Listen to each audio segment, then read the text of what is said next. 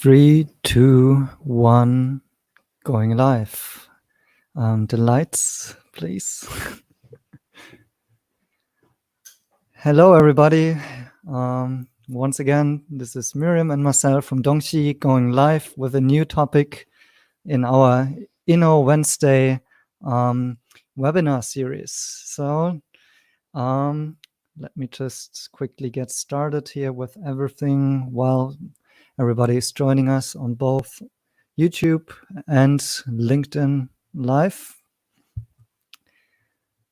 So, okay, Damien is also in the background. Yeah, we've got another guest speaker today, Damien, who will be talking with us as well on the topic of new retail and automated commerce. I'm really stoked to have Damien on the show later on. But meanwhile, we start with the little introduction about ourselves. So as you probably know already, we are the founders of Dongxi. We're a boutique consultancy here caring about innovation topics from Germany and China. So between both countries, with a particular focus of companies that want to go to China and innovate, or companies that want to get inspired by what's going on in the tech scene in China currently. So we founded in 2016, and we're based here in Berlin. And of course, because of the Drohne situation, we're now forced to stay in Berlin for a couple of times. So we use this opportunity to join, to offer our services live here via YouTube and LinkedIn. So welcome, everybody. Once again, as a background, we do have different audiences here. So we have people joining us on YouTube, which are usually tech-heavy investors. So really people that are very, very deep into the topic. And on the other hand, we have some of our clients or some people who are new to us joining us from our network on LinkedIn, as well as the Dongxi network. So those people may have a limited knowledge about what's going on in China. So we have those two different audiences, and we try to combine it in this series as good as possible. And of course, we also have the time difference. So we have listeners from the US early in the morning. We have people from China. Now it's already late in China. And what time is it in China now? You know? Around 10:30. 10:30. Okay, yeah. And we got, of course, people here in Germany who are possibly already still working. So some of our viewers will maybe join us later in this webinar. So hi to everybody who's joining us after we recorded this. Usually we have around 1,000 to 1,500 viewers, and usually around 100 people is joining us live, and the rest of it watches it after everything has been recorded. So welcome to everybody. Should you be live here or should you joining us later? And then once again, thanks for helping us to promote this event to our partners, Berlin Partner and 5HT, the digital hub for chemistry and health from the Mannheim region, where we actually come from. Welcome once again. This is the live stream and webinar, but once again, we have the opportunity after this event that we will be sharing a link with you so you can have a virtual meeting with us and also other people who have been joining us during this webinar live event. So we get your comments in here on YouTube and on LinkedIn. If you can hear us and if the stream is clear, please give us a thumbs up and write it in the comments that everything is working well so that we know that everything is good. And as we mentioned, after this webinar, there's also time to catch up during this virtual gathering that we will be sharing as a link later on. And also feel free to sign up with our professional network at network.dongxi.com, which is a community for everybody to engage around the topic of innovation in China and also about investment opportunities, these kind of topics. So the Inno-Wednesday is a series of events where we introduce you to 7 trends that we see accelerated with the entire Drohne situation, this health crisis going on. And these have been topics in which China has been kind of pretty pragmatic and sometimes leading in terms of adoption of those kind of trends. And with this outbreak of the situation, and also with the time shift between that China is already 2 weeks or to a month ahead in this crisis, we see that these kind of trends get boosted in China, and we will show you inspiring benchmarks such as today about commerce and new retail and in-depth analysis. You will find maybe more also in our YouTube videos that are really in-depth, but we also try and go as deep as possible here, also in the Q&A by the end of our presentation. And we want to give you some contextualization. So we have industry aspects, those experts that join us in each of those events, and they will talk with us, and you'll be able to ask some questions as well. So as mentioned again, we have Damien who will be joining us today. So first, Miriam will give a little bit of a keynote presentation, I would say, and then Damien will join us for the presentation of his work that he is doing, and also discussing the trends that we just outlined. And then, as mentioned before, afterwards there will also be networking opportunities. I think this is also the place where we should say that you should stay until the end to see which are the up-and-coming startups and unicorns from China who are working in this field and who are revolutionizing this industry. And if you want to make sure to know all these startups and learn about all these startups, stay till the end. Yeah. Maybe oops. Maybe you want to go on and talk about the 7 digital trends that are part of our webinar series? Yes. So as Marcel already introduced, first of all, you know what? I want to have beer as well. So this is very important part of our series. We want to have beer after 4, which is normal here, I think, in Berlin. You don't have to join us on the beer if you're in the US right now. We know it's a little bit too early for that. If you're in China, though, I hope it's not your first beer. So let's pop some beer before we get started. Cheers. Hope that wasn't too loud. All right. And this is a series of 7 events, as Marcel just introduced, of trends, of introducing 7 trends that have been experiencing a great boost during the last couple of months in China. And we hope to anticipate developments that happen in the digital economy during this time by looking to China and get inspired by this. So in our first session, we actually talked about live commerce. That was last week. If you missed it, you can always see it on our YouTube channel, where we'll post all the videos afterwards, and it's already live there. Last week, we talked with Martin from BVB, which was a really nice talk. And Martin introduced us to their virtual fan party they had in the first week that the Bundesliga wasn't live online. And they just turned the live event into a fan party, which was a huge success. And actually, now they're doing a format which is more engaging and more into live streaming and tapping into the potential of that. So that's a really good outcome. Then this week, we're going to talk about new retail and automated commerce. Next week, we'll talk about virtual social life. The week after, we will have the topic of tech hygiene in public spaces. Then we talk about supported online learning. I'm pretty sure a lot of parents here in the audience are interested in that. And then we're going to talk about organizational development and new work. And then finally, of course, we also have to talk about e-health, which is a big sector who's affected these days. But let's jump right into it. Do you want to add something before we go into the slides? Cool. So today's topic is new retail and automated commerce. And basically what it describes is the data-driven connection of offline and online, of offline and online experiences, and the seamless integration of logistics into the value chain. It's a very broad field, but it has been really important during the lockdown, because the lockdown posed serious challenges to all the offline retails. And if we look to China, we see that there are a lot of tech and digital solutions already that thrived during the crisis when people couldn't go out to go shopping anymore. So let's have a look how China's retail giants and smart startups rose to the challenge of keeping quarantined people supplied during this isolation period. Topics that we're going to talk about today revolve around these keywords. And we will talk about robotics, we will talk about unmanned vehicles, mobile payment, dynamic pricing. Convenience is a big factor, of course. How can we design a customer journey that is more convenient and tech supported?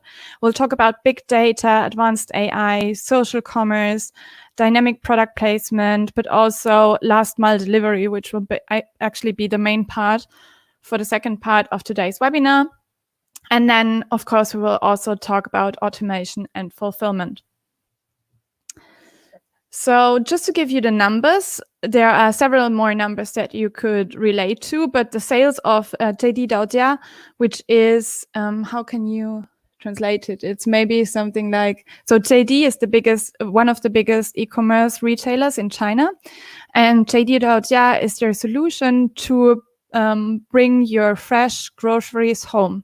So it's basically the online version of the supermarket. It's a grocery delivery service at the end of the day.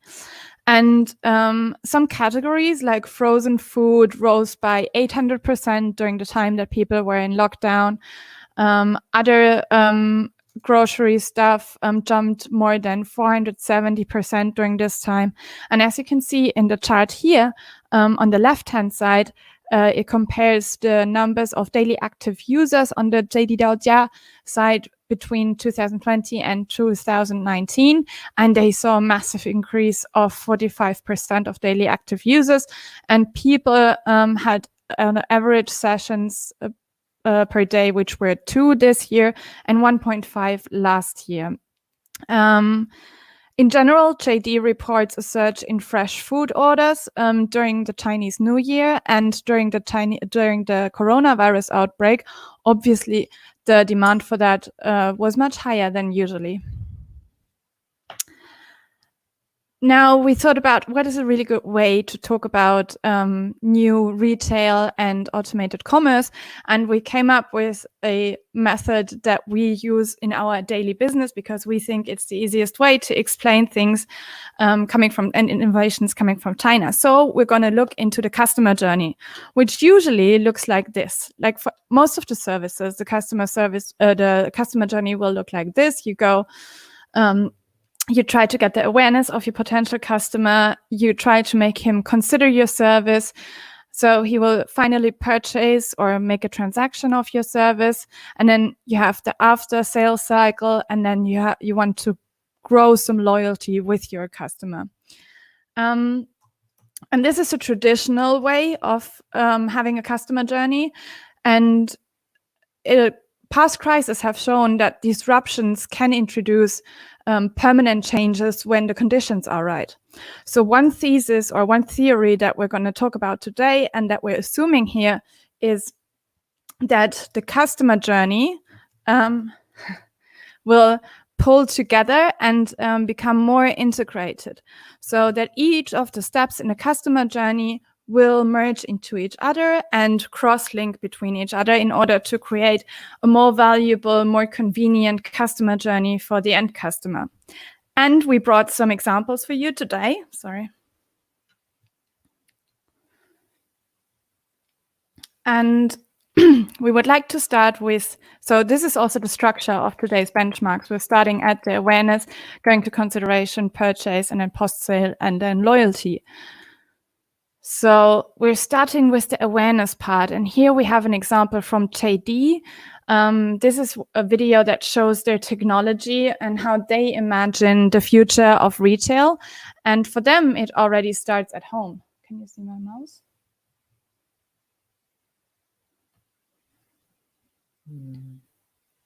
No. Oh, okay. But is it? Yeah.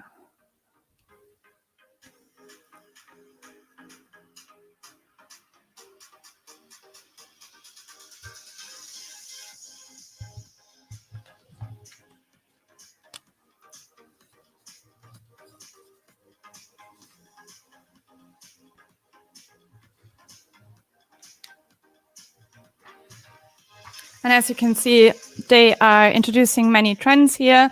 They have an O2O experience, which is data-based and uses face recognition for payment. They have a cloud shelf where you can not just get extra information about the product itself, but also order stuff online and maybe pick it up in the store. They have heat mapping. Yes, and that's Ding Dong. And then to the second part.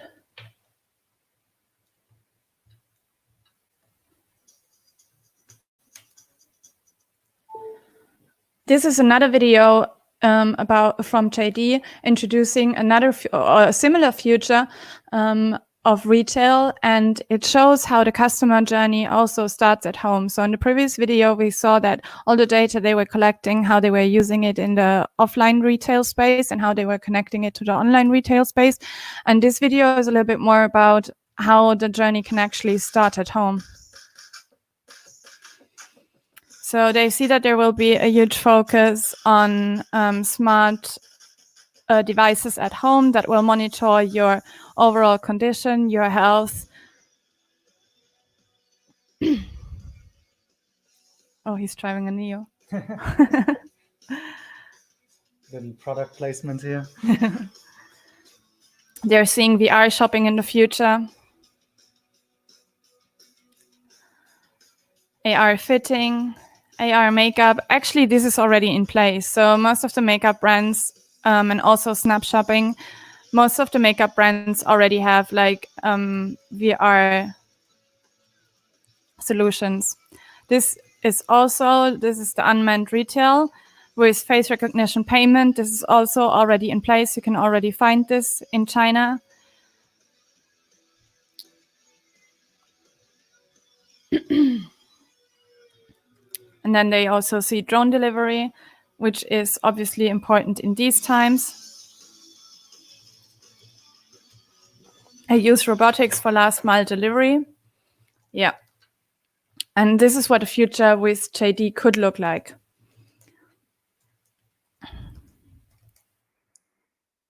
And if we talk about the customer journey can start in many places. We've seen it can start in the shop itself, even though you might not have all the products there, but you can still experience them in a digital space. You could start the customer journey at home with smart mirrors or any devices at your home.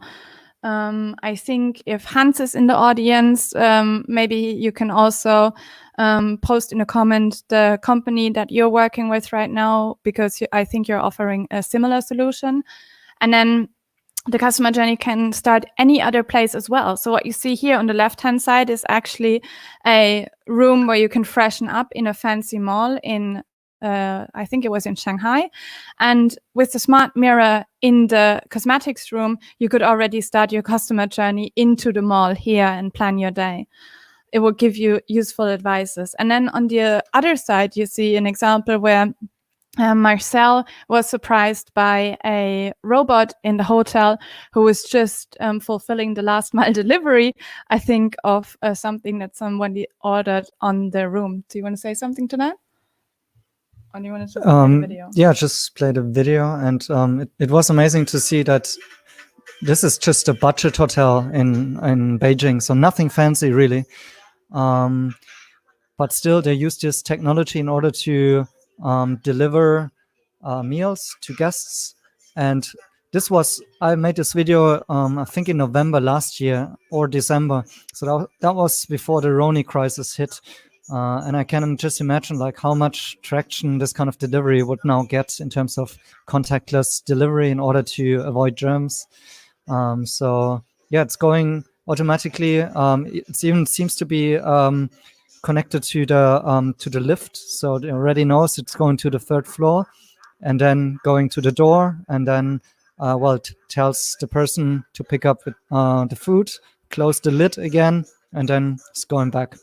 So you can save on the stuff in the hotel that you're using, because they can just keep working on the counter. They don't have to bring up some groceries or food, and meanwhile guests can just stay comfy in their in the room. They don't have to go to the lobby anymore and don't have to have contact with other parties. So yeah, it's pretty good. Yeah, I think especially in these times, these robots helped a lot, and they could be used because they were already in place in most of the infrastructure. That's a big advantage in comparison to other markets, I would say. Another thing that we didn't bring a video of, but that we experienced before, is if we're in a hotel in one of the basic hotel chains that we usually are when we are in China, you most of the time already have a virtual assistant in the room, a concierge, which you can call, and it works really well. So even with my funny Chinese, like foreigner Chinese, it will most of the time understand my basic needs. If I would ask him to order a coffee for me or to get the laundry service or something like that. We didn't post a video about this here, but I would say this is definitely part of new retail and a new way, a new touch point where a customer journey can start. And then I just said it, talking about coffee. Of course, we also have to talk about Luck-in here, just a little bit, because we are also introducing Luck-in in other videos. But basically, Luck-in is a really good example about a fully integrated customer journey. It starts online. You're ordering your coffee online, and then you're either picking it up offline or you get it delivered. And afterwards, you might even go to a remote machine, so an unmanned machine, to get a coffee, and the machine will recognize your face, and from your face recognition will probably know what you want to order or what you ordered in the past, and then suggest this product to a specific price to you. Let's look at that.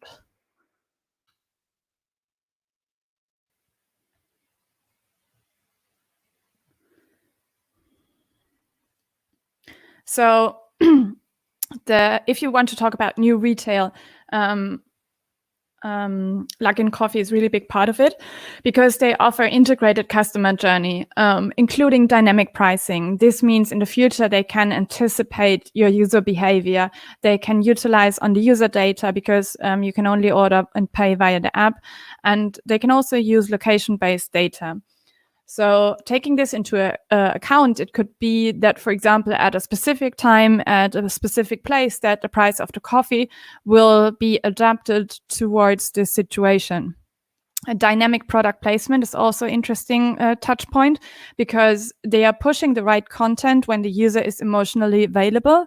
So, for example, if you're watching your favorite series on Netflix, they can place a Luck-in Coffee within this series. That's called a dynamic product placement. So instead of Meghan Markle drinking a Starbucks coffee, she could also drink a Luck-in Coffee, for example. And then advanced new retail, that's what I just said before. They have a seamless O2O experience where they're using face recognition to recommend a product, and also for the checkout and the payment. So there's no actual physical money needed. You just need a checkout for that. Yeah, just we get the comments here regarding Luck-in Coffee. This is obviously partly, what is the innovation, that in terms of what they want to do on a business model side, and the other part of the really sad story of Luck-in is, of course, how they defrauded investors, and that's certainly a hot topic right now. And we know that lots of people are actually invested in Luck-in Coffee and currently cannot trade the shares anymore, and there's an investigation ongoing. We're actually planning to do another update on this topic as well, so you find some videos on that on our channel as well. But here we're now just talk about what's going on in this industry, and Luck-in Coffee, despite their financial fraud, is kind of a player in this industry. Cool, thanks for clarifying. Another good example is German retailer Aldi's. They have a really, really good omni-channel strategy, and integrated O2O system in Aldi China. And obviously I went there last year to check it out, and because I wanted to see it myself. And what is interesting here is that it has many information layers. So the shop, you can scan all the codes with the app. you can get extra information online. You can even check out in the app. You don't have to check out on the counter. You can just pay as you go and just walk out. They also have a lot of imported goods, and that's why they need a lot of explanation. And if you scan the codes, you can get extra information on that. And yeah, as I'm just showing here, you can watch the full video afterwards. It's on our YouTube channel for the whole customer experience. But basically, you just scan the shelf, put it in your cart, and check it out online. Of course, you can also get the product delivered, which is especially interesting these days. And the good thing is that they already started last year, so they already have a basic customer base, and they already tested this service. Yeah, here you can get some extra information on wine. Where does it come from? Yeah, I was sad because they didn't have any extra interaction. Here they have some expensive cosmetics that you can buy offline and then get delivered to your home. You cannot buy this here in the shop, just online. And yeah, so this is another really, really good example of a very well integrated O2O system.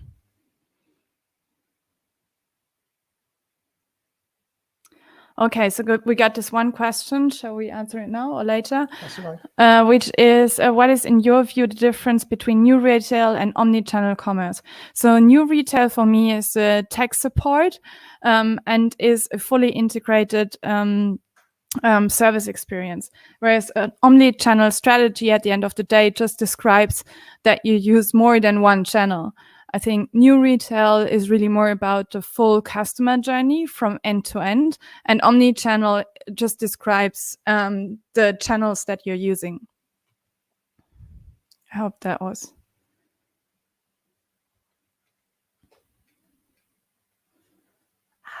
Sorry, I can't see my mouse. Yeah, but thanks for asking the question on LinkedIn, really Dominique. Yeah, if this didn't answer your question, please ask again. We can talk about it also later on in the chat, in the one-on-one chat. Yes, and then obviously, if we're talking about Aldi's strategy, then we also need to talk about Drohne, which is the smartest supermarket by Alibaba, where they're utilizing a lot of data. And actually, these days, I think they're super advanced. So let's have a look at them. So what is interesting here is that Drohne offers a great O2O experience as well.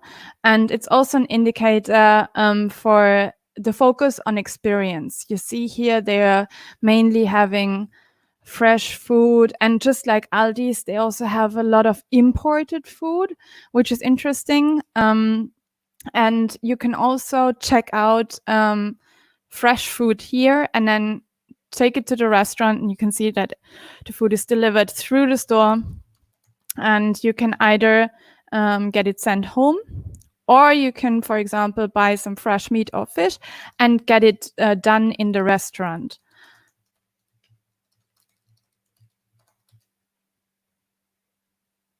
Yeah, here you can see that. And they're just collecting the online deliveries here. Oops. And of course, we had to check it out as well. And I think in my short video, I didn't choose to have a fish because it took me too long, but I just got a coconut, a freshly coconut, and I checked it out with the self-checkout service using my Alipay and the Face ID. So there we go.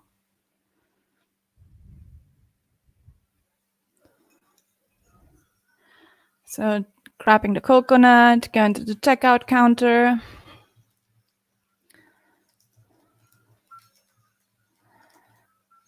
Yeah, I also got some imported water. Very German. And I used my Alipay to check out. So Drohne knows, because I'm signed up with Alipay and the Drohne app, Drohne knows a lot about me. And here I just get it freshly done. So they open it for me and I can enjoy a fresh coconut. So it's more about the experience, but it's more than just the experience.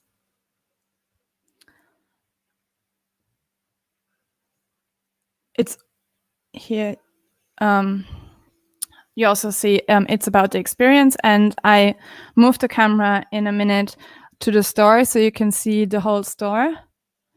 And you see that only the people who are working there, they're only working in the fresh department. So they're just producing fresh things. And you see other people like those two walking around, and they're filling the shelves, but also they're collecting the online orders. And this, if you go out, is where the distribution hub is. And also in newer Roma stores, you will also see a so-called ghost kitchen in the background, where they make food for delivery. I think they're also cooperating with Starbucks on that, as far as I know.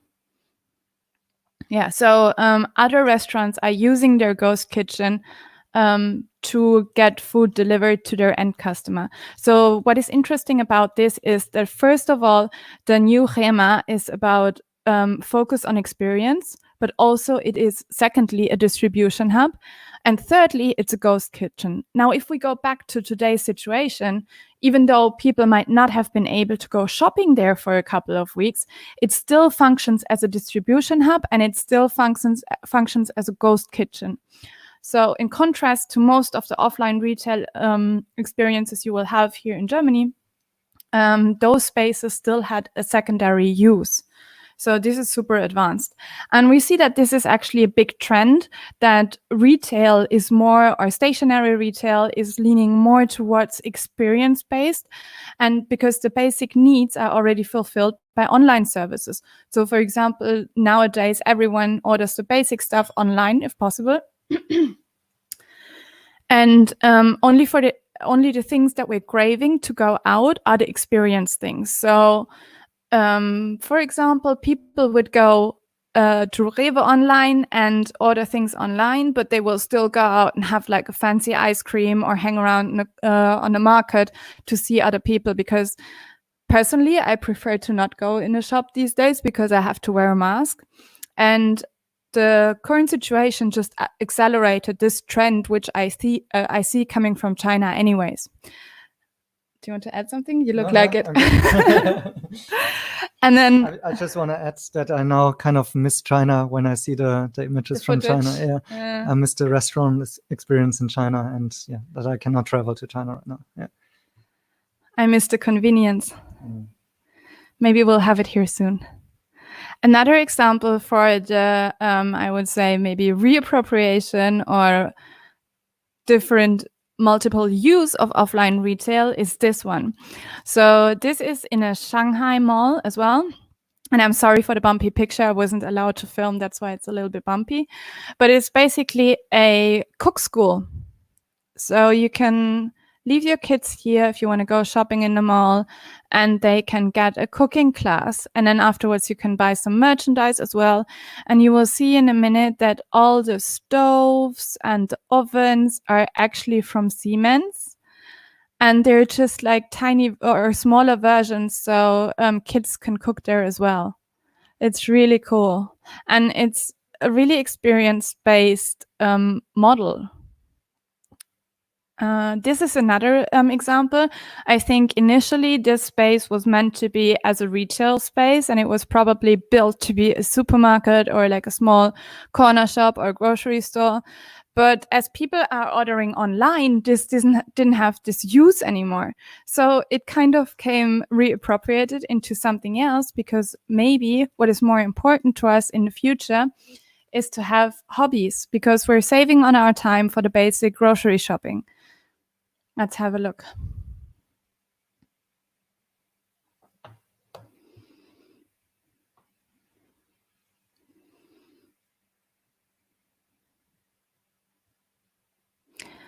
And the question that these new concepts that we see in China pose to me is whether or not the supermarkets, as in the traditional concepts, still have relevance in our next urban space or proximity.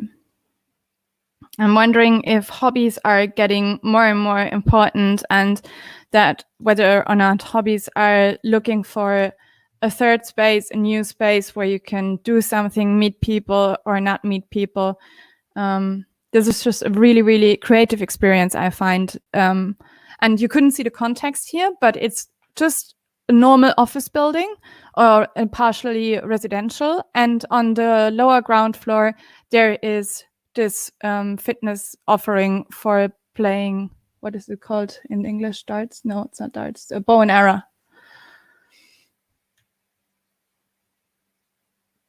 And then we come to the almost last part of the customer journey that we introduced in the beginning.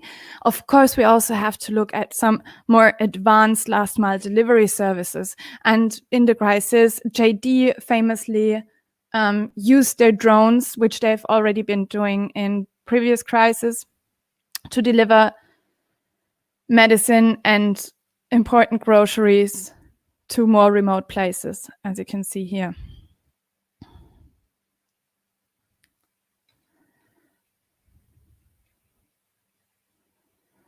And if we're talking about autonomous delivery, robots obviously also played a really big role. And here we see a robot developed by JD Logistics, and it has been deployed to deliver medical aid to hospitals treating coronavirus in Wuhan. But I think it has also been used for other services later on as well.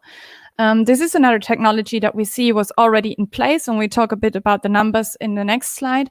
But unmanned delivery and contactless delivery really experienced a boom, obviously, in the crisis. And it was great for the Chinese players that they already had such a solution in place.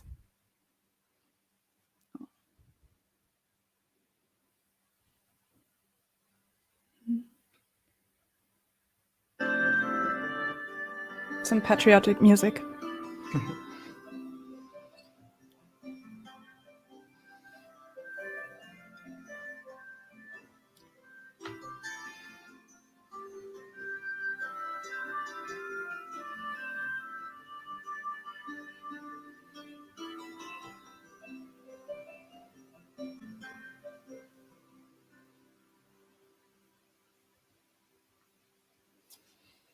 So basically what we saw here, that was an unmanned autonomous delivery robot. And another thing that we saw during the lockdown is because the streets were free, the bigger players had more opportunities to play around with autonomous driving because it was less dangerous and they could explore bigger areas as they could before. And then we're going to introduce another startup, which is also booming or experiencing a really big boost in this crisis.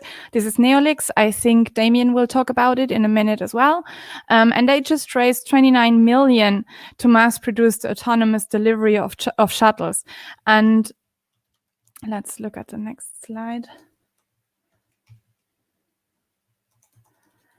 So you can also have a video because they're really, really cute. Can you see it? Yeah, okay. So these are the Neolix driverless delivery vans, and they are thriving amid the outbreak. And the founder said that the firm had taken orders for more than 200 vehicles in the past 2 months. And before that, so before the crisis, they only made 125 units since the beginning of manufacturing, which was last May. So within 2 months, they more than doubled. Yeah, and by the way, this startup also just raised a Series A plus, so the kind of second Series A funding of around $20 million, I believe. 29, yeah. And the interesting part of it is that actually one of their backers is already in the angel round. And once again, now in the Series A is Lixiang, which is another EV manufacturers of cars. So actually a EV startup in China. And obviously they see some value in this kind of tech that they're doing here. We see similar stuff actually happening from Neo, who has their own kind of venture capital with Neo Capital, and they also invest in similar startups in China. So we can see that there's also this this connection between one of the innovation platforms that we've talked before. If you remember our first introduction of the webinar series, we talked about how battery technology and energy storage is actually one of the innovation platforms which goes across different areas and sectors. And this is, here also the connection between electric mobility and this sort of new retail and automated commerce in a way, and driverless, of course. So maybe one startup will develop actually the tech that can later on go into the EV startup using for driverless driving, maybe with LiDAR technology or so on. And on the other hand, maybe those startups will actually benefit from battery tech and the energy storage development that has been done or is going to be done by the EV manufacturers. So really interesting space. And somehow also we see why Tencent and Alibaba must be interested in this space as well, because they, for instance, are invested in NIO, and so Tencent is invested in NIO, and also Alibaba is invested in Xiaopeng. And another thing which I find really interesting here with this solution is that they're actually targeting a moving target, no? They are really bringing the parcel to you wherever you are. So that's really interesting because you don't have to rely on another infrastructure, which we will see in the next example before we take Damien into the call. And I think Chinese startups, they really, really have the convenience of the end customer at the core of everything they do. That's, if you look at this is so amazing. Yeah, I mean, obviously, I'm a big fan currently of what NIO is doing, and I think the big innovation that they bring onto the table is the way how they are thinking really customer first, and they are innovating on the user experience. Actually, I would even say there are better on that than even Tesla in this regard. I would say Tesla is better on the actual technology, but NIO is really good. As many Chinese companies are really good in improving the customer experiences and making them frictionless and convenient to use. Yeah. And this is our last example that we have here today, because it's a really nice merger of last mile delivery in terms of drones and just smart ways to receive your parcel. This is Hivebox. We've actually been to Hivebox. Oops, sorry. In Shenzhen, and they're offering smart boxes. You will see them in a minute here. This is their newest product. It's the tower, and it's really smartly done. The tower is just in between some other retail buildings, and you can see here the delivery guy takes out the parcel and puts it into the tower. The tower on the inside is built like, if you know, the Auto Museum, and it will open with face recognition. You will drop off the parcel, and then it gets sorted into the respective box inside. So it's really space saving. And it says here that all the parcels will be measured precisely. And then the customer can come and just pick it up, because he or she got a notification. Also face recognition here. And then the parcel will be selected and delivered to the customer, to the respective customer. It also works with autonomous driving vehicles, which is still, I believe, one of the bigger issues.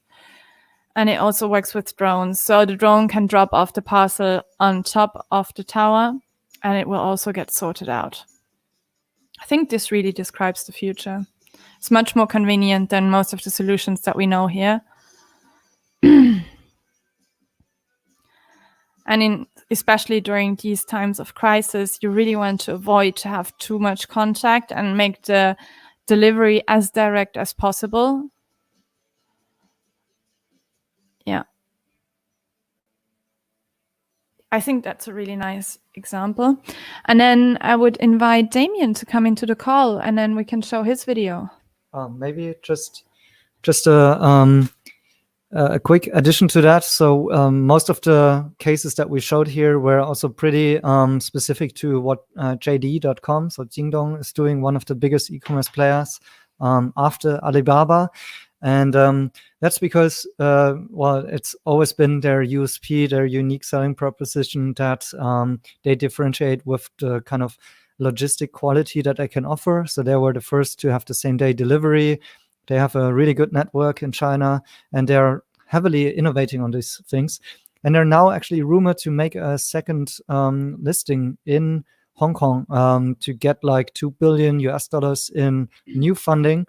And possibly they may at some point actually go and focus on their logistics services, as you know, providing it even to other platforms, maybe even spreading it to the Alibaba platforms. But I would be cautious of that, because the internet in China is so divided between Tencent and Alibaba, and also between Jingdong and Alibaba in the e-commerce space. But anyways, they're really the pioneer in the logistics area, I would say.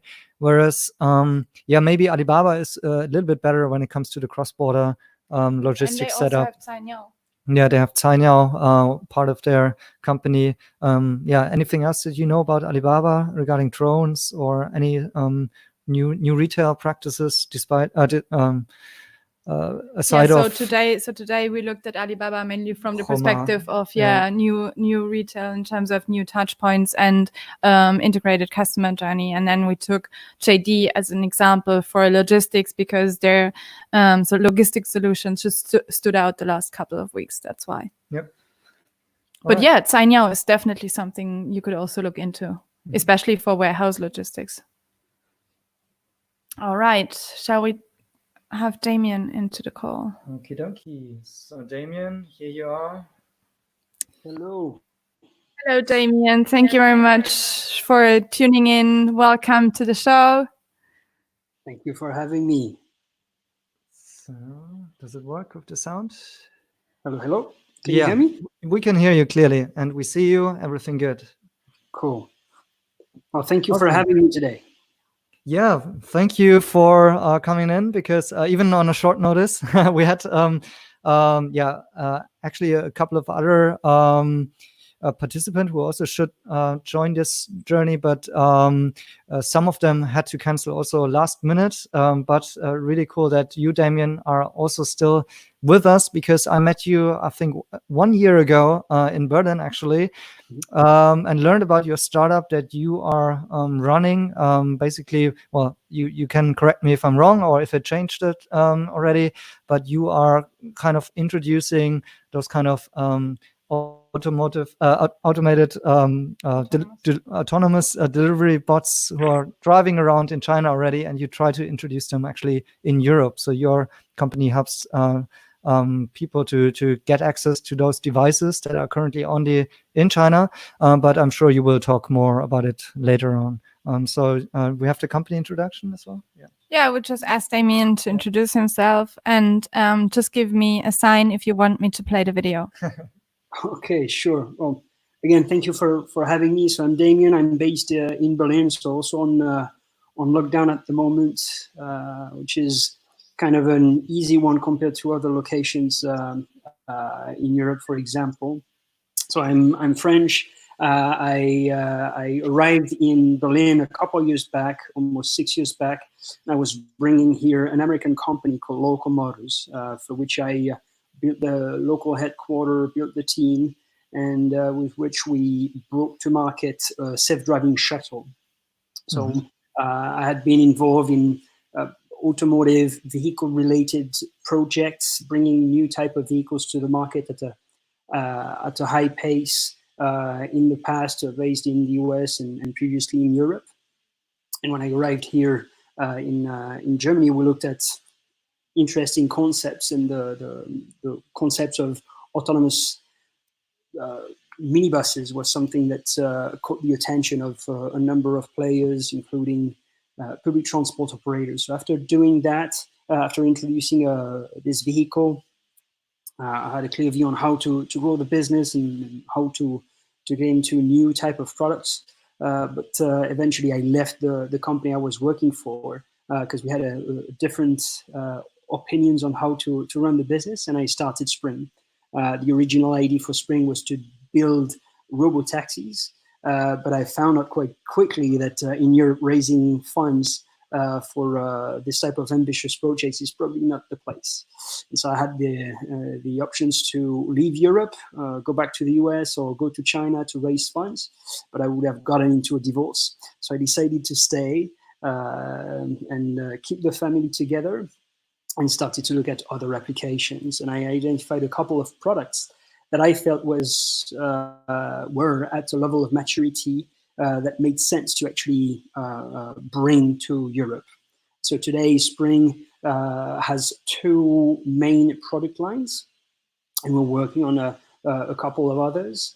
The first one is the vehicle from Neolix. I went there now a couple of years back, so where they were standing at the time after I had left Local Motors, and I felt very impressed with the level of maturity of the experience they had built on top of the self-driving vehicle, and the self-driving vehicle in itself being able to actually... Sorry, this is my daughter telling me that her brother is crying. Loulou, je suis dans un call, je te prie de bien vouloir laisser, s'il te plaît. Sorry about that. My wife is going to take care of what's happening in the background. Very cute. This is just a Drohne situation that everybody faces now. Home office isn't home office, right? Exactly. So I felt very impressed with the level of maturity of the self-driving capabilities and the experience they had built around, at the time, a self-driving vending machine. And so we got together and agreed that I would be importing those vehicles in Europe. The other product line that I currently have in the portfolio is more of a service robot. It's a vehicle. It's a small vehicle that does sweeping tasks, and this one is also a vehicle that has good potential here in the market. We've just completed the CE marking. So when you are importing vehicles or any type of machines, you need to make sure that it complies with the local regulation. We've just completed all the electromagnetic compatibility testing and all those type of fun stuff, and currently starting to develop the distribution network for those vehicles. So as we're talking about retail and the vehicles from Neolix, we're currently identifying a couple of use cases and working on deployments. There is one vehicle that is already in Europe and has been in Europe for a couple of months now. It's in Switzerland, addressing mobile locker use case. And there's a learning curve for the typical customers. When you come with a self-driving sweeper, it's easy. You typically have somebody seated on a sweeper, driving the sweeper. You replace that machine by a self-driving one, done. Okay, people get it very quickly. When you're talking about self-driving vehicles, then people are a little bit more. They need to be taken by the hand for understanding what the vehicle can do for them. So it's been a journey, and we're now looking into the deployment of a first self-driving vending machine here in Germany. There is a couple other use cases that we're working on that are also exciting. What I can relate on now, having gone through that phase over the last couple of months, is that definitely there is great potential, but the pickup curve in Europe is far slower than what is experienced in Asia, and especially in China. So there is that would be my first question, actually. Like, if you can name your top 3 things that you would say, because you're really working between those two cultures and markets. What are the top 3 things that you would say are different, and what also led to you by building up the company the way you did it in the end? Because you mentioned, for instance, the funding aspect and so on. Very, very good question. I'm going to tell you a little story about the industry of the self-driving shuttles. When I left Local Motors, the whole industry in Europe that had been working on those type of vehicles for the last decade had built collectively around 200 units, 150, maybe 180 units over 10 years. That was with companies such as Navia, EasyMile, and a couple other startups. So 10 years, 180 units, maybe 200. And one day Baidu says, oh, that's an interesting use case. Like, we should go after that. They partnered with a company called Kinglong that are specialized in conventional buses, and say, okay, let's do a first batch of self-driving shuttles. And in that first batch, they produced 100 units.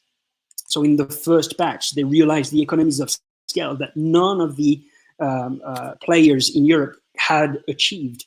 None of the US players had achieved in the past. So giving them a head start in terms of the reduction of their bill of material and bringing those type of vehicles. Since then, interestingly enough, they've actually killed the project, meaning that they've produced 100, they've learned the lesson. They may have found out that, okay, the potential is probably not that big for the Chinese market, and then they've moved on to the next thing, while the European players are still trying or struggling to make a business case out of it. So I think what is interesting was what's happening in China is the speed and the scale at which things are happening. You have a market where you can test things, where the population is very eager of novelties, compared to the typical German, who's very conservative and very reluctant to open up any type of information to third party, very concerned about privacy. And so I believe there is definitely a great business case for introducing new technologies. It's just the pace at which it goes is just far slower. What the approach, to answer your second question, to the approach that I took with Spring is to actually not try and raise funds to develop those type of vehicles, because the speed and the economies of scales are already there in Asia. And as long as the market is not developed enough in Europe in order to bring volumes, it makes actually no sense to try to build the capability here. So the main thing that today is lacking in the market, to me, is awareness of the availability of those type of solutions. So that's what I'm working on a day-to-day basis. Develop the first use cases so that we can then build on that to raise awareness in the region. Sorry, you might be muted. Maybe. Yeah, no, sorry. Yeah, you're back on. Okay. That's also a big part of our mission here. That's one aspect why we brought up the Inno-Wednesday, because we really want to show some benchmarks. We want to create awareness for new technologies that are out there, and without judging them too much, but just like putting the idea out there and step into a fruitful discourse.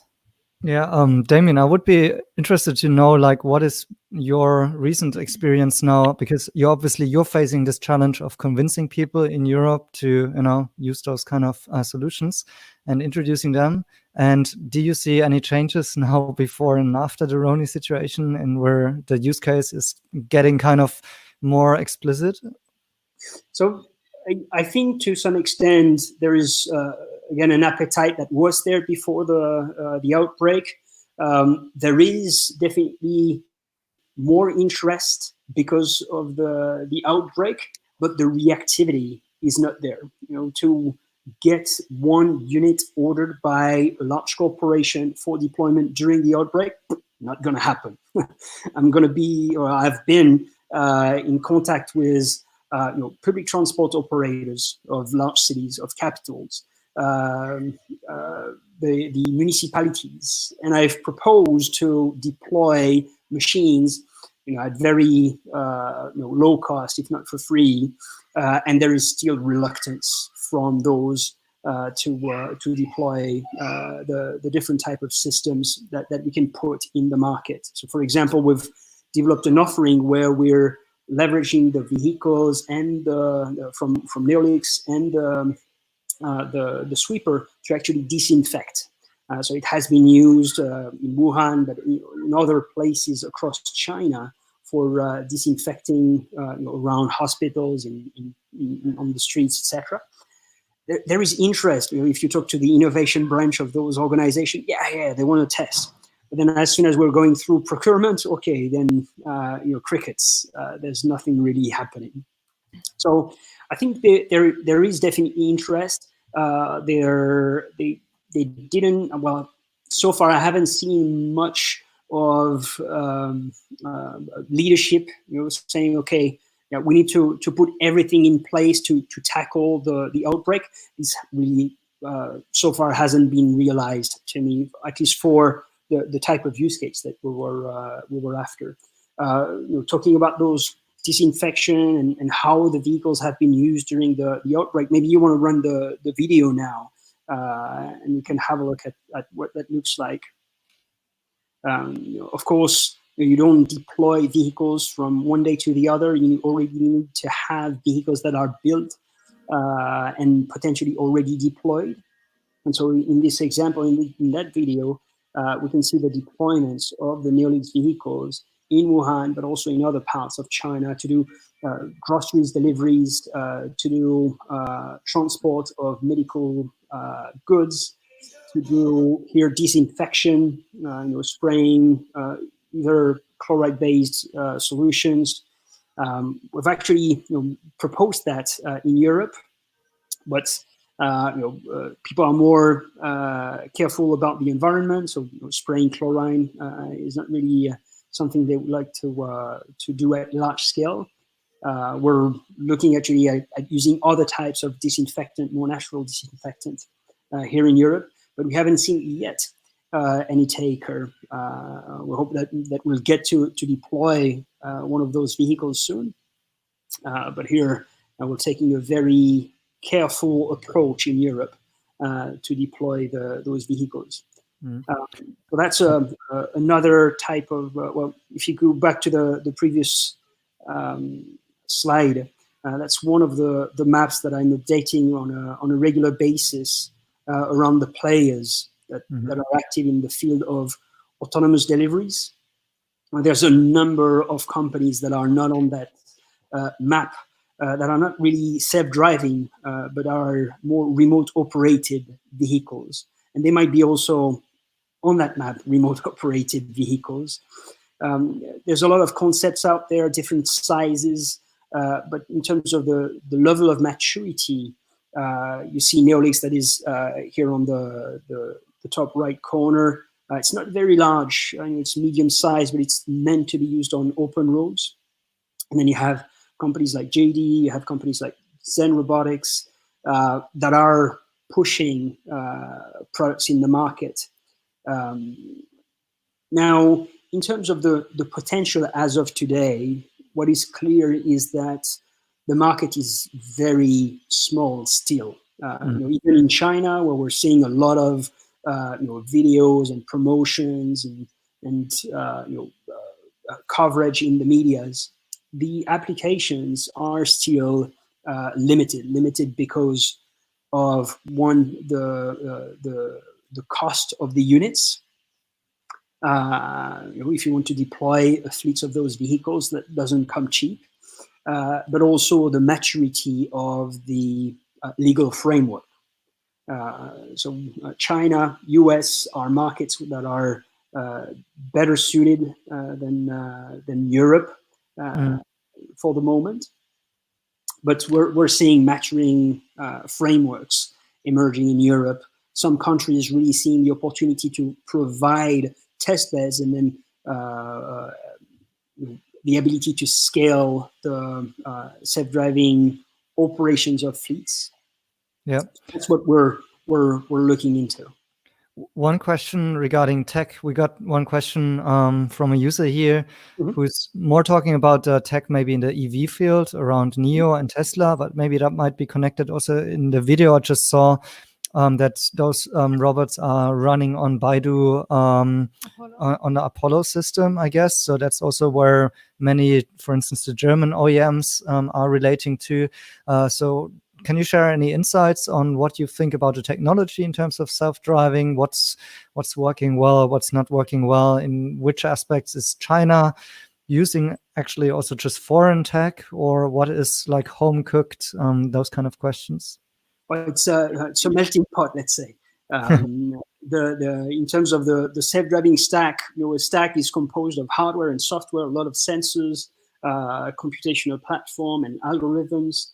So if we're talking about the Apollo stack, that is, for example, powering the Neolix vehicles, you have the algorithms that are built by the Apollo team that are sometimes taken as a platform and then iterated on. And you have sensors that are either sourced locally in China, but are also coming from other international companies, whether that's for the radars, the lidars, related to the lasers, the lidars. One very well-known company is Velodyne, and all those companies almost are leveraging Velodyne or have leveraged Velodyne in their development cycles of their stacks. In terms of the deployments and the capabilities, here when we're talking autonomous deliveries with purpose-built vehicles, so not vehicles that have been converted to autonomy and put basically cargo inside, but are purpose-built for the application, we're typically going at very low speeds. And when we're talking about micro vehicles, so one of the most well-known in the market is Starship. Starship is a very small type of vehicle, but it goes also very slow. It goes maybe 3, 4, 5 kilometers per hour. Now, if you want to scale, you want to go on the road, you want to go at 40, 45 kilometers per hour, and that's not mature yet. The capability and the legal framework is not there yet to enable deployment at scale of those solutions. Mm-hmm. And what to me remains to be seen still is the appetite for consumers to come and pick up their stuff on the site, on the curbside in a vehicle. Today you get delivered on your doorstep. You get notification, okay, between that time and that time we'll come and knock on the door, and there are still a lot of missed deliveries. And so I don't know. We'll learn soon enough, but I don't know yet how that's going to roll out in Europe. I think there are, because of the outbreak, opportunities to have people change how they behave. But I think there will need to be also incentives for consumers to walk down the stairs and pick it up from the vehicle. Yeah. And so there is education and there are incentives to be had on that part. I think we're in a really good time and position for that, because everything I ordered, apart from beverages in the last 2 weeks, has not arrived at my doorstep. And I don't even know where most of the parcels are. So I think the level of acceptance for your services in Berlin is probably pretty high right now. Maybe this is a momentum you can use. But I have another question, because I think it's really great if we establish this moving target idea, because it also means that you can get delivered your parcel last minute to your workspace rather than your home or to your gym, wherever you are at this time.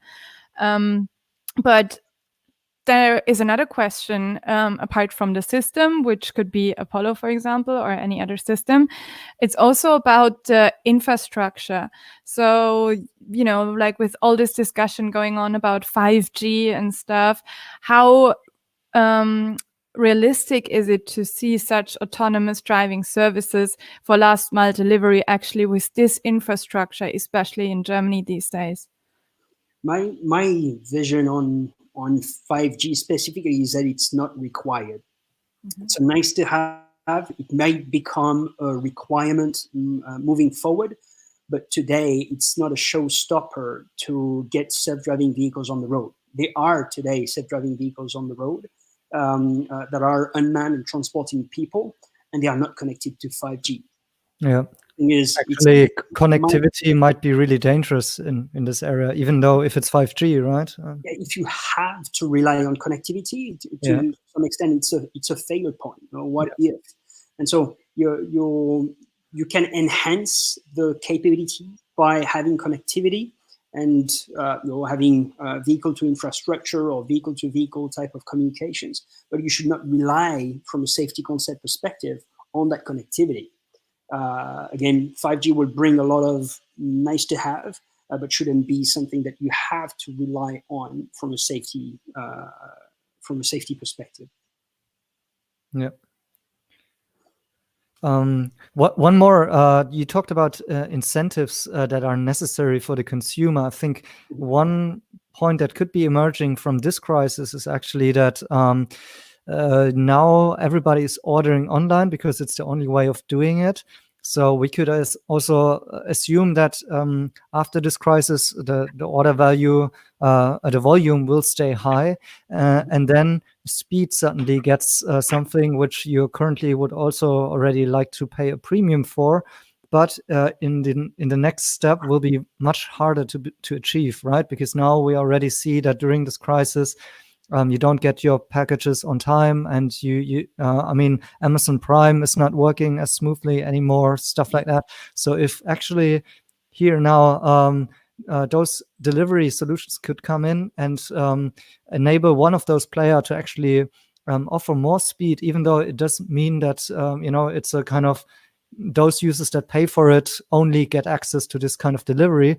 Suddenly it becomes a really good incentive scheme to go down and pick up your stuff if you are able to get it faster than deliver it via DHL, via the normal line. Totally agree. I think we're talking about incentives related to the time frame is a big one. Incentive related to cost, meaning that, okay, you want to get delivered to your doorstep in 20 minutes. Okay, it's going to cost you 10 euros. Same time frame with a robot, it's going to be free. Just taking that as an example. So yes, there is ways of incentivizing the use of the new technologies. Of course, contactless is likely going to become something important. But who knows? Let's think 6 months down the road, no more outbreak, everybody's back to normal. Will you want to go down the curb to pick up your package, or will you have changed your behavior and how you perceive the deliveries? I don't know. Time will tell. What I'm hopeful for is that there will definitely be more and more of those deployments of self-driving vehicles and tests done at scale. What I think we can also expect is difference in perception in the different markets, and different also acceptance due to the cost factor. Meaning that if you're in Southern Europe, Eastern Europe, cost of labor is low. You go in the Nordics, in Norway, for example, very high cost of labor. And so for doing deliveries, typically you need to reduce your cost of the last mile logistics, and it will make a lot of sense to implement self-driving vehicles in very high wage countries. Lower wages countries might be a little bit more difficult. It's all about the return on investment that you get and how the technology is perceived in the market. Yeah. There's one more question from a user for you regarding Alibaba, because we can't find them on this map here. We see Jingdong, but have you got any insights where Alibaba has its fingers as well in this area? From a self-driving delivery vehicle, I haven't seen much. I haven't Googled it before. I'm sorry. But I haven't seen much. JD has been more open and communicating more. They've been to CES, talked about the self-driving delivery robots. But but I haven't seen that from Alibaba's side. Okay. We just talked about implementation in Europe, and I think first of all you have a great opportunity here to use this momentum, obviously. But I'm wondering if you know of any bigger players who are already actively thinking about implementing some benchmarks in Europe, because last year Marcel was pretty famously featured in the German Handelsblatt, because Alibaba back then just opened their new central warehouse for Europe in Belgium. And we were expecting that they might move quicker into the market than people were expecting. And I'm just wondering whether you see this still as relevant, or if there's a European player who's moving into that space already that you know of. So European players, in terms of the self-driving vehicles trying to get into the market, there is the incumbent players related to the self-driving shuttles, so EasyMile, Navia, but I'm not seeing them in a good shape at the moment. They're still requiring a lot of cash, and closing rounds at the moment is not an easy one to do. So I'm steering them.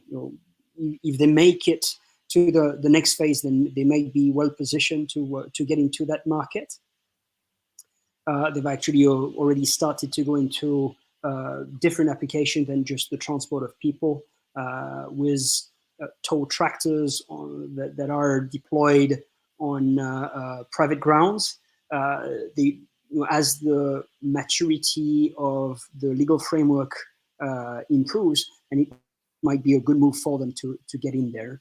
But I'm not seeing any major European player for the moment getting into that. So you're not working with Zalando yet? Sorry? No. So if someone from Zalando is watching, you can get the details on our LinkedIn. I've actually reached out to Zalando some while back, but didn't get any type of traction. Now, there is something that on Spring side we've been working on that I cannot announce for the moment. That will be probably something that you will cover in the next couple of weeks. That could be an interesting move. If you're looking for any test users, please feel free to make an offer to our audience. But I also have one last question before you can jump in, because it's related to the big player and small player thing. Do you also have a, let's say, model in mind where you don't necessarily target the big players, but also a concept that would maybe work for smaller players to use this service? What I'm talking about is like local retail, or niche providers, because if we're looking further into the future, I think it's a valid thought to think whether or not the bigger players will even be positioned downtown, or if it's just like niche players who will be there, like bookshops or wine shops where you have a specific connection to. I think there is definitely a play in that area. I think, again, the market is not mature enough in terms of the legal framework, in terms of the cost per unit, the unit economics with the high price of the machine. For the moment, only the big players can actually bet. And if you want to raise money to play in that field, I don't think this will work out in Europe. I'd be excited, but I don't think it will work out. So I think there is. We talked about unmanned shops that are emerging, growing in China. There are a couple of unmanned shops that have been tested across Europe. It's a handful of tests across Europe. I think there is a huge opportunity to grow there. There are AI vendors that we haven't seen really in Europe so far. And then a combination of unmanned stores combined with that can play a role of micro-fulfillment centers that are based close to the consumers, that can enable fast deliveries. You link that with self-driving vehicles, the Neolix type.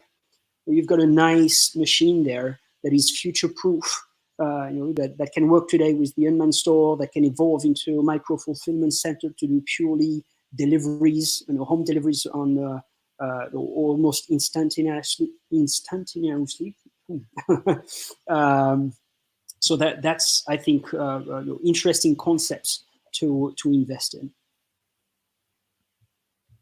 Do you have another question? Because otherwise I will go. I'm reading the user comments. Yeah. So coming back to quickly to Alibaba, I think we didn't say that. Do you know whether or not Alibaba is on a logistics side coming more into the European market? Well, generally speaking, on the bigger order of scale in terms of logistics, I don't know. I don't have information on that side. I'm more on the tech side. Yeah, the tech side and the implementation of self-driving vehicles. What is clear is that from if you look at the whole supply chain today, you have very large fulfillment centers that are built by a Zalando for its needs, or are built by Reve for its needs, or are built by name it. And if Alibaba comes into the market and build an infrastructure to enable smaller type of businesses to be able to provide efficient deliveries, I think there is definitely a place for that. But I'm seeing more and more this need for being close to the customer. We're seeing that with Amazon Prime now. Okay, at the moment it sucks. You cannot get delivered within 2 hours. That's understandable. But I'm seeing that more and more as something that will be a key differentiator, or even a must-have. And I'm not seeing a lot of movement into the micro-fulfillment centers. I think this really is a game changer. There's a couple companies that are building the hardware, the small warehouse. There are a lot of innovation into how you handle the goods, but not yet into large-scale deployments. I believe this will come, and there's a lot of room for new players and new business models in this field. Cool, great. Do you have more questions, or otherwise we could wrap it up here? You have got some more slides to show, or? No, just I think actually that Damien's slide is a little bit more comprehensive. Maybe just to add, we also obviously, as usual, put together the players to watch. If you want to stay updated about the innovation infrastructure on new retail and automated commerce, it does make sense to look at startups like at Hivebox. You should certainly follow Apollo and Baidu. And of course, Drohne is interesting. Luckin is interesting. Yeah, and of course, yes, spring. Exactly. If you are in Europe, I think that's the go-to person with Damien. So where can we reach you, or what's the best way to reach you in general? You can go to getspring.co. You can reach me through LinkedIn. Yeah. Got a WeChat, Damien Declercq, and any channel is good. Cool. Do you travel a lot to China still?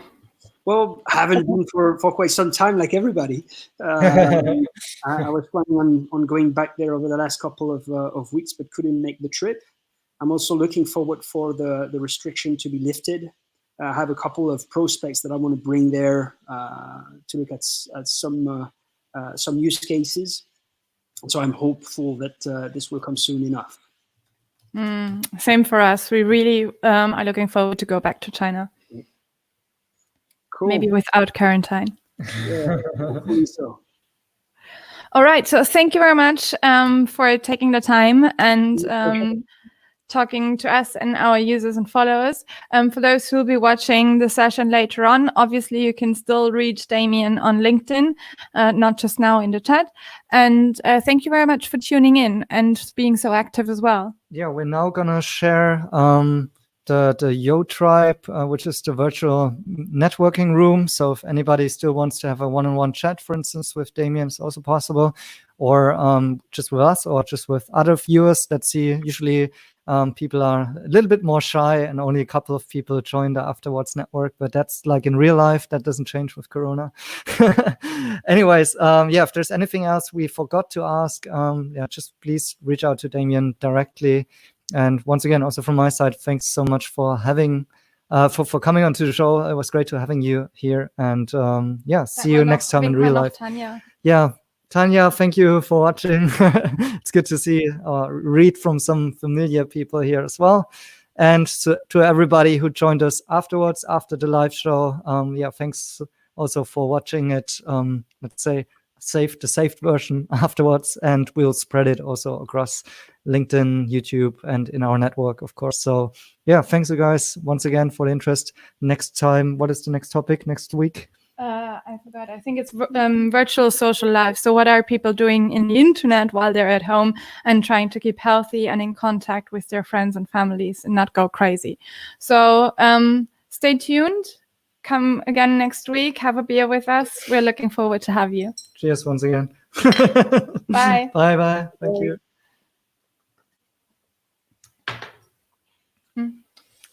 All right, let's go offline here. Just a second. Or maybe you can finish the broadcast.